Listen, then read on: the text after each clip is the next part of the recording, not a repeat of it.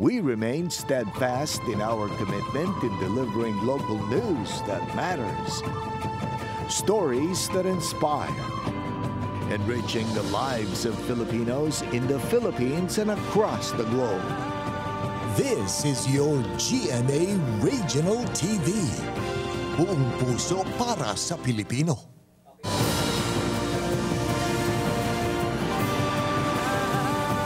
Ini ang GMA Regional TV 1 Western Visayas.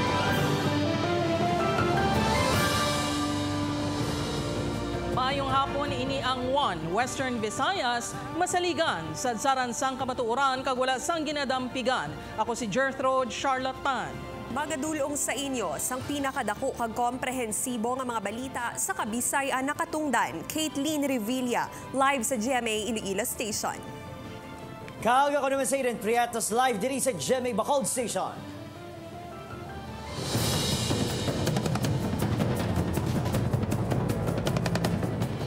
Mga kapuso, pila ka manok baligya, nagpasaka sang presyo sang itlog bangod sang amat-amat nga pagtaas sang demand. Presyo, posible pa nga magsaka samtang nagahilapit ang holiday season. Samtang mga puso, pila naman ka bakery mag-adjust sa presyo sa mga produkto kung magmahal pagid ang presyo sang itlog. Nakatutok Zen Kilantang. Natalupang danikit nga kada semana nagasaka sang 5 pesos, tubdob 10 pesos ang isa ka tray sang itlog. Suno sa iya, halos na sila makaginansya bangod sang kamahal sang presyo sang itlog.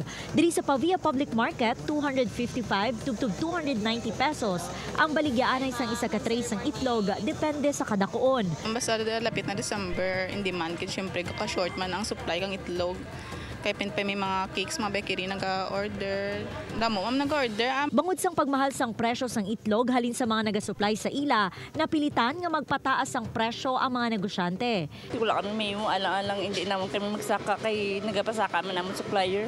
Ang iban nga vendor, nagapangita naman sang barato nga supplier. Nagsaylo ko kang supplier ko, tinlain naman supplier, subong medyo nubo-nubote, kung nubukwa mo, nubo man nabaligya mo. Samtang ang iban nga bumalakal, nagakinot na sa pagkonsumo sang itlog. Ang pangbaligya. Gamay-gamay lang. Paidog-idog. Ginalantaw sa mga manugbaligya nga posible pa nga magtaas ang presyo sang itlog subong nga holiday season kasunod sang pagtaas sang demand kapareho sang cakes and pastries. Sunod sa pila katag dumalahan sang bakery kung nagpadayon ng pagsaka sang presyo sang itlog, mag-a-adjust man sila sang presyo sang ila ginabaligya nga produkto.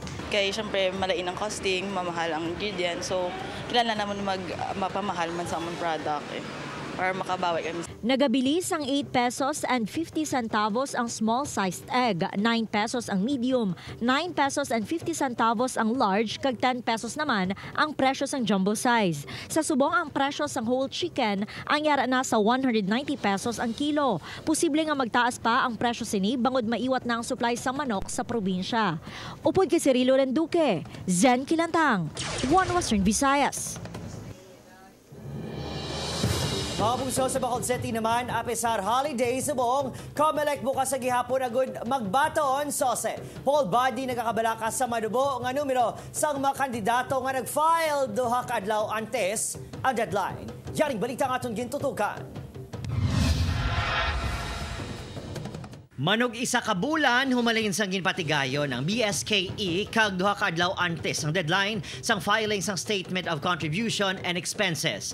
Nagdangat pa lang sa 585 ang nakasumiter sa kabugusan nga 3,000 ka mga nagpapili sa syudad sa Bacolod. Agon makabaton pa sang duga nga sose, bisan holiday subong adlaw, nagbukas ang Comelec Bacolod. Sa 585 ka mga nagpasa, 58 diri ang mga nagpapili sa pagkapunong barangay, kag 397 ang sa pagkabarangay kagawad gikan sa 61 ka mga barangay sa syudad. Barangay na sa elections naton silent. However, we are encouraging all candidates naton nga magka-file sa ilang asosya kay we don't know after kung ano naman ang pagwaon nga mga sanctions. Aminadong election officer nga wala sa mabugat nga penalidad ang mga hindi mag-file sang sose. Rason nga ginaduso sini sa DILG nga hugot nga tutukan ang pagbutang kun tani sa mabugat nga sanction. If they should lang tani man be strict about the filing funding of the SOSE on the part of the winning candidates before the assumption of office. Manotice naton, may ara pagid kita yung mga winning candidates nga wala pagid yan naka-file. Ang ining mga opisyal sa Barangay Punta Taytay gingamit nga kahigayunan ang ginpaabansi nga Bonifacio Day subong nga Lunes agud matutukan ang ila SOSE sa mission. Compliance kiniya sang Comelec. Daog ka man o perde nga candidate sa eleksyon. Labi na gidya sa daog ya, the best gidya kung mag-compliance sa Comelec. O damo, pag it be processes, being to damo pabala changes and adjustments bala nga ginhimo namon para lang mag-file. Kinanglan taman mag-file gid so mo kay for the sake bala of public service. Sa linibo naman kay SK candidates, 31 pa lang ka SK chairman, kag 79 ka mga SK kagawad ang nahatagan sang completion certificate matapos nag-file sang SOSE. Ginklaro naman sang Comelec nga hindi public document ang SOSE kag protektado sang Data Privacy Act. Sa Pebrero, mag-resume naman ang registration sa Comelec para sa local elections sa 2025. Opod, Kiril Casillo, Adrian Priatos, 1 Western Visayas. Pinapahayag illegal parking sa pila ka mga dalan sa Iloilo City nga nagatugas ang delay sa biyahe, ginreklamo sang Iklahoda. Iloilo City Traffic Management Unit sekyaron kung may loading and unloading areas sa gintumod nga mga lugar. Ini ang gintutukan ni Kim Salinas live sa Haro, Iloilo City. Kim?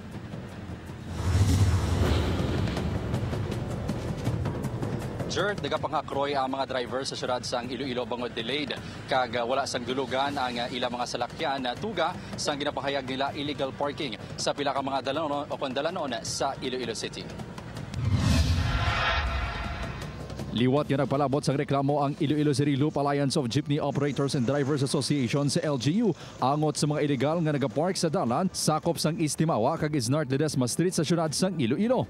Suno kay Boyat Parcon, presidente sang Iklahoda, nagaagunto ang mga driver bangod wala sila sang dulugan kung may manaog nga pasahero. Sa subong, kita nato na nga reklamo ato mga drivers, binigyan sa ato mga modern jeep nga gutok dira dapat ani hindi ina da pag-paparking i-clear na da nga area ay dira may mga parker na da kaya para nga smooth ang pag-agi dira.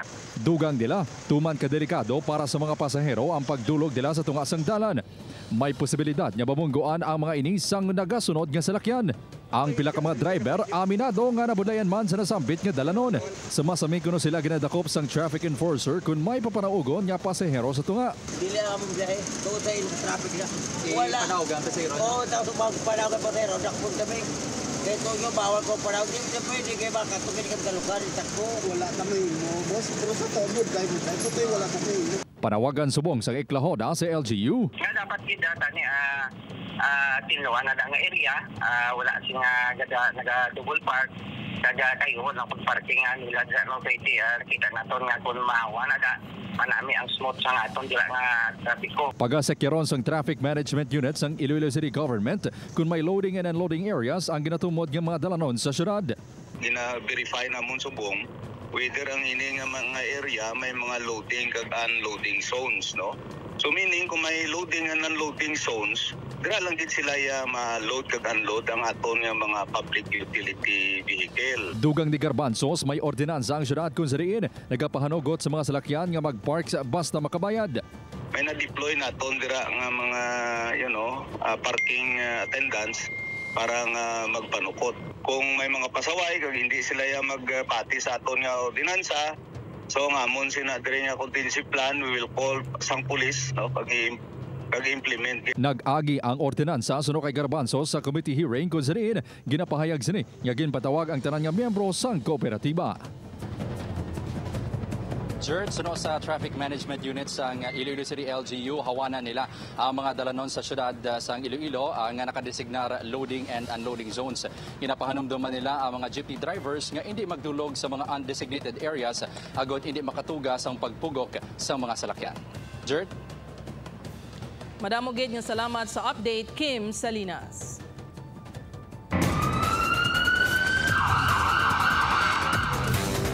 Tudlo sang isa ka pulis sa Lambunaw na utod sang ginkagat sang preso. Samtang detainee sa Tigbawan Municipal Police Station nakapalagyo, pulis nga naka-duty imbestigahan. Si Zen Kilantang nakatutok.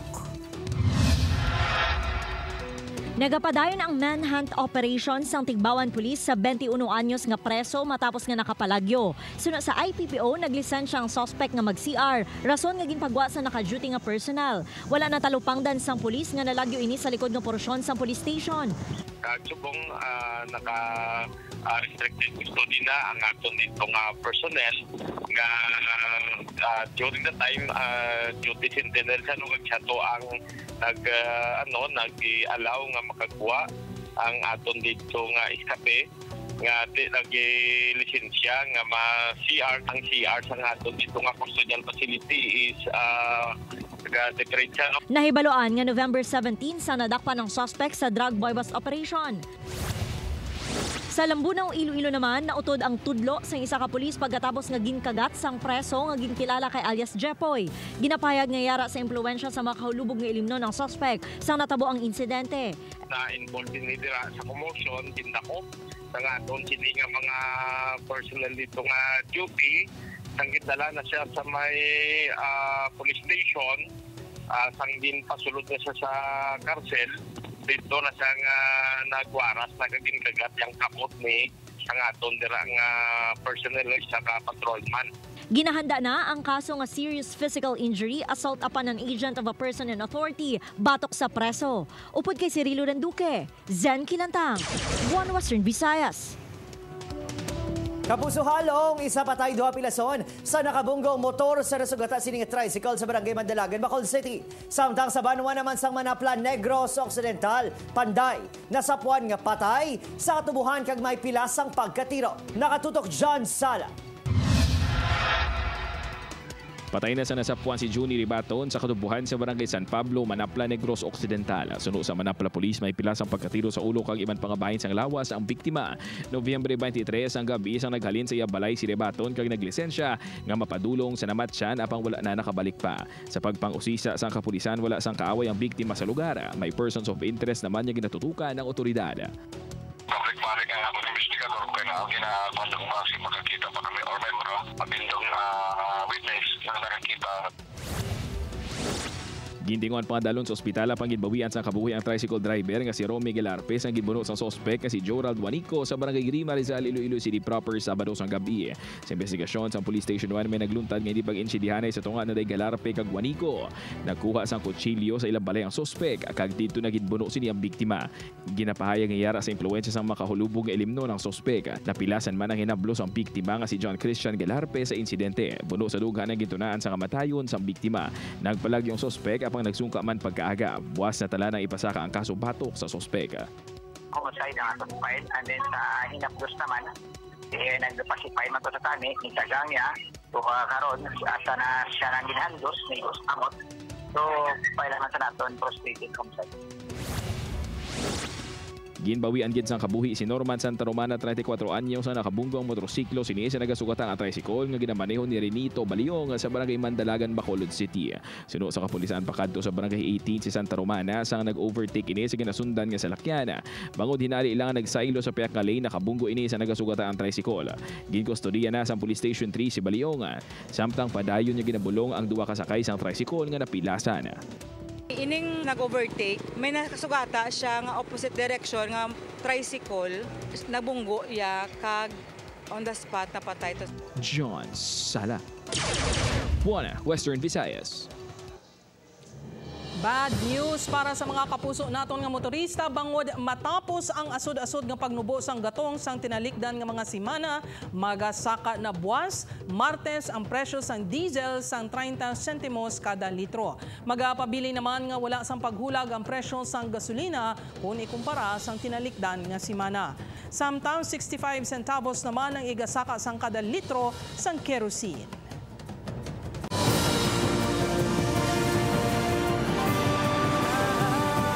Ini ang GMA Regional TV 1 Western Visayas.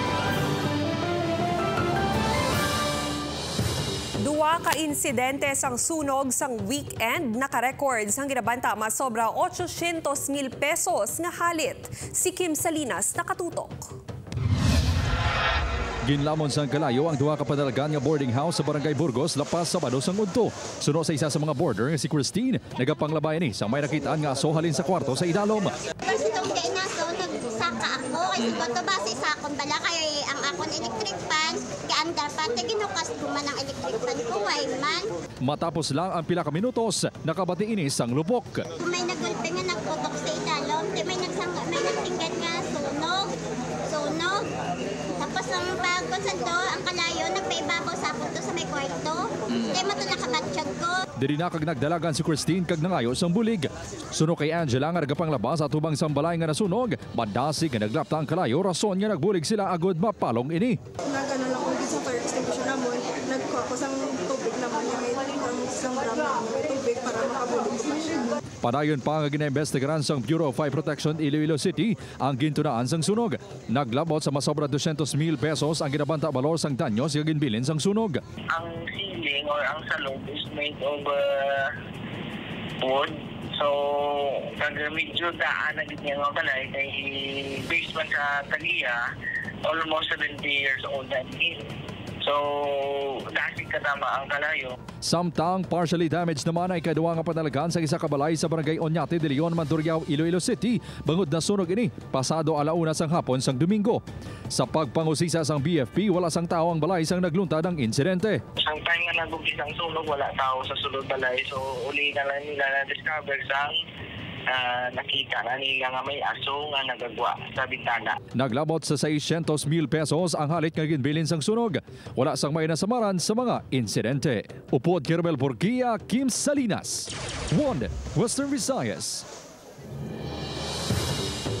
Mga puso, pick up naman yung nagdulong kay Bacolod City Councilor Israel Ising Salanga sa emergency room matapos na aksidente kag nadanlog sa Yabanyo ginaradong isa kakalanaan. Kapulisan, nagdepensa man nga wala gintago nga identity ni Councilor Salanga matapos ulihin na siya ginhingadlan sa ila report. Yaring balita nga itong gintutukan. Sa sining CCTV video, makita ang hinaling nga pagbutsyog sang sining nga pick-up kag nagdiretso sa sulod sa isa kakalanaan sa Barangay Villamonte, syudad sa Bacolod. Ang resulta, wasak ang glass wall kag mga pagkabutang sa sulod. Wala sang naulamid nga tao sa sulod sang kalanaan. Ang ini nga pick-up, ang ginsakyan ni Bacolod City Councilor Israel Salanga. Sang ginhingagaw inidala sa emergency room sa ospital matapos aksidente nga natumba sa banyo. Sa pag-istorya sa news team sa opisyal, nagdepensa ini nga nadulong na siya sa ospital antes pa manatabo ang pagkabunggo. Wala kuno sa kamatuoran ang nagalaptang istorya nga siya ang nagamaneho sa pick-up kag ginpaako lang sa staff ang among aksidente. Kag-witness ang mga doctors, witness ang tanan nga nurses and staff sang doctor sa hospital emergency room at tuko to pagkatabo. Wala ko sa aksidente. Sa investigasyon sa otoridad, driver sang pick-up si Andres Rea Lubet, 20 anyos sang Barangay Villamonte nga staff ni Salanga. Siya kuno ang ginayo sang konsehal nga dalaw nini sa ospital matapos sa danlog sa banyo. Ginklaro naman sang tagpamuno sang Police Station 4 nga wala sila may ginatago nga impormasyon. May ara nga mga personnel naton nga or mga client naton nga gaayo nga hindi lang pag i-broadcast or not for broadcast kapin pagid mga sensational case nga hindi mo lang siya makabulig sa aton nga kaayuhan. Balor, 85,000 pesos ang danyos yagin bilin sa aksidente. Bisan pa napakayunang nawasak ka glass, kag nakaisoryahanay na ang magtimbang kampo, wala pa sang update sa nusang brisan, kuno pasakas ang kaso ang tag-iya sang kalanaan. Opod, Kirill Casillo, Adrian Priatos, One Western Visayas. Mangunguma, gintiro, patay sa sulod mismo sang iya balay sa Dumangas. Isa sa mga suspect hinablos sang biktima. Si Kim Salinas nakatutok. Duha ka beses nga gintiro samtang nakapungko sa sofa ang 65 anyos nga mangunguma sa sulod mismo sang iya balay sa Barangay Balabag, Dumangas, Iloilo, Domingo sang gabi. Ginkilala ang napatay nga biktima nga si Abelardo Siva. Sa pagpangusisa sa kapulisan pagkatapos magpanyapon sa biktima, nagpungko ini sa teres ang ilabalay. Nagabot ang duwa ka sospek kag ginkilala sanday Josel Maderse, 36 anyos, kag residente sa Barangay Kipot, Taniway, kag Alex Alog, 48 anyos, nga hinablos man lang sa biktima, kag nag-inom-inom upod sa bata sa biktima nga si Zacarias kag migo sini. Sang nagtalikod si Zacarias agud magkuha sang screwdriver diri kag nakapati sang lagtik. Sang ginlantaw sini, iya nakitaan nga gintayaan sang pusil ni Maderse ang iyamay kag gintiro. Nagbuhain na yung bata pag-ano niya ang tiro naging tatay. Nagsabatay ning si Alex Alog nga kamo na bahala dyan. Igo sa dughan ang naagom sa biktima nga gindeklara nga dead on arrival sa ospital. Sa investigasyon sa kapulisan may daan nga away si Alog kag ang biktima apang naghusay naman ini. Padayon sa gihapon ang investigasyon sa kapulisan sa motibo sang krimen. Usually wala maglukulog ka kanto galing na si Alex Alog sa inabalay. Sa nga mo lang to ko gabi nga timpo nga nagkanto sa Alog kaupod siya pa ning isa pa suspitsado. Nadakpan sang Tumangas Police Station si Alog, samtang nakapalagyo naman si Maderse. Upod Kirmel Porquia, Kim Salinas. 1 Western Visayas.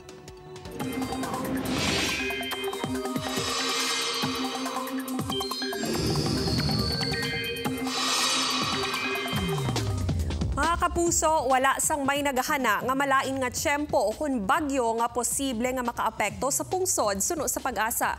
Apang padayon nga mangin alerto bangod may chance sa gihapon sang ulan sa pila ka lugar. Makaapekto sa pungsod ang hangin amihan kag easterlies. Ang amihan ang mabugnaw kag mala nga hangin halin sa Siberia kun mainland China. Samtang easterlies naman ang mainit kag humid nga hangin halin sa dagat Pasipiko. Apisara sa duwa ka weather systems, posible man ang localized thunderstorms sa pila ka bahin sang pungsod. Base sa datos sang Metro Weather, may tsansa sang ulan sa Aklan, Capiz, Iloilo, Antique, kag pila ka bahin sang Negros provinces. Posible man ang ulan sa iban pang bahin sang Visayas, pati ang pila ka lugar sa Luzon kag Mindanao.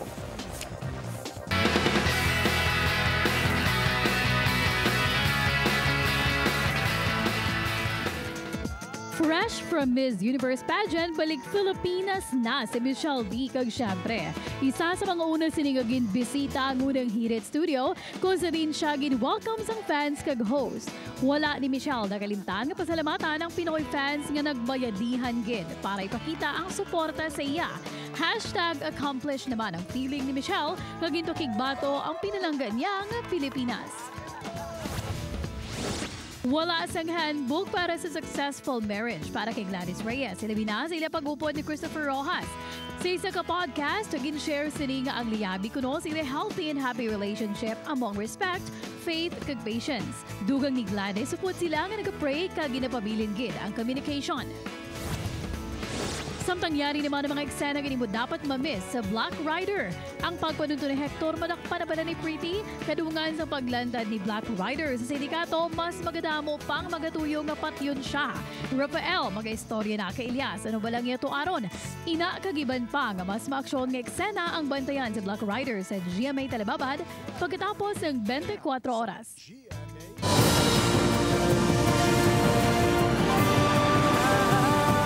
Ini ang GMA Regional TV 1 Western Visayas.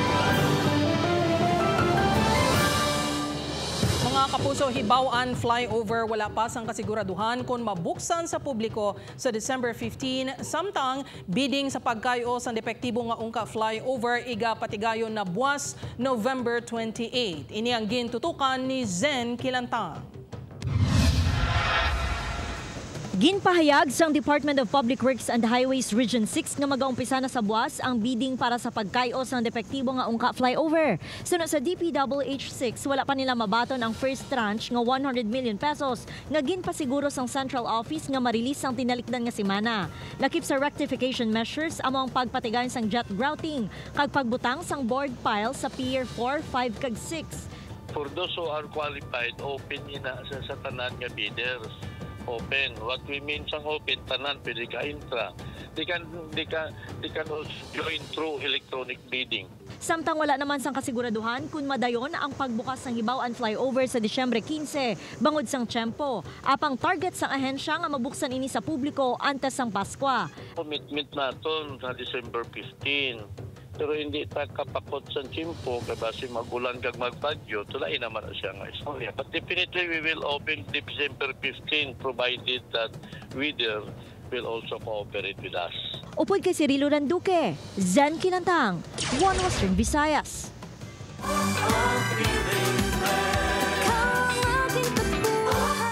Samtang mga kapuso na anda na sa Bacolod City Public Plaza, ginihiwat ang tuigan nga Festival of Lights nga nagadugang sang duag sa selebrasyon sang Christmas season sang tagsa ka mga Bacolodnon. Apang sa bunga tuig 2023 sa baylo nga sa Plaza Publica sa Bacolod Government Center grounds Iguaton ang pagpaindis-indis sang torch entries sa mga college students kag ceremonial switching sang gahigante nga Christmas tree sang syudad. Ang ginalantaw kabagdanan sa pagsaylo sa venue among kapin 60 ka ukay-ukay stalls nga nakaplastar sa palibot sang plaza kung sa diin natala na kung tani pahamtang ang Christmas designs. Panawagan sa alkalde sa mga may pwesto sa plaza nga patahumon ang ila baligyaan. Ikapito nga National Technology Business Incubator Summit ginhiwat sa Iloilo City. Inyang gitutukan ni Kim Salinas. Sa tuyo nga mapasangkad ang technology, research and development sang Technology Business Incubator sa pungsod, ginhiwat ang 7th National Technology Business Incubator Summit sa Iloilo City. 59 ka startups sa pungsod ang nagpakigbahin sa aktibidad. Tema sa bunga tuig ang Investing in Filipino Homegrown Heroes as Global Game Changers. Tinutuyo sini nga madiskusyonan ang mga pagpanghangkat sang Filipino startups kag mapasangkad ang international expansion opportunities para sa ila.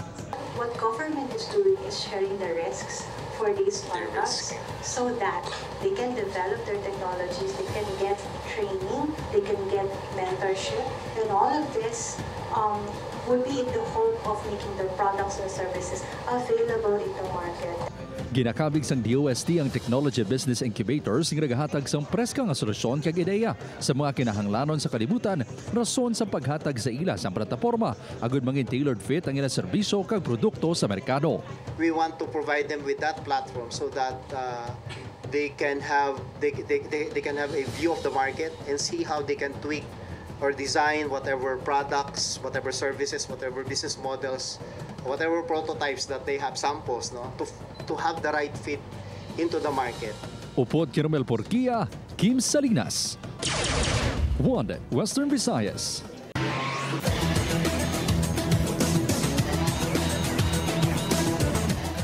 Mga kapuso, tutukan ta ang pagsugod sang semifinals ng NCAC sa 99 men's basketball. Buwas na, umpisa 1:30 p.m. Maga-enkwentro sa first game ang number 1 team nga Mapua Cardinals batok sa number 4 nga Benilde Blazers. Bangod sa twice to beat advantage, isa lang kadaog ang kinahanglan sang Cardinals para makasulod sa finals. Samtang ang Benilde Blazers ang duwagid kaasod-asod nga daog kinahanglan nga makuha. Sunod nga magasambuwa ang number 2 team nga LPU Pirates batok sa number 3 nga San Beda Red Lions alas 3:30 sa hapon. Ang Pirates ang may twice to beat advantage man batok sa San Beda Red Lions. May second game pa bala sa semifinals o kung direkta na sa finals, ina ang bantayan. Mga kapuso, 28 days na lang gid, Pasko na. Sa aton mga kapuso diri sa Western Visayas ang subong man sa aton mga kapuso abroad, madamo gid salamat sa pagtutok. Ako si Idan Prieto. Kapuso, mag-isa kita kag hibaluon ng mga balita tungod local news matters. Ako si Caitlin Revilla. Kag ako si Jethro Charlotte Tani, ini ang One Western Visayas, bugos nga puwersa para sa mas dako nga misyon kag mas masangkad nga pagserbisyo sa pungsod.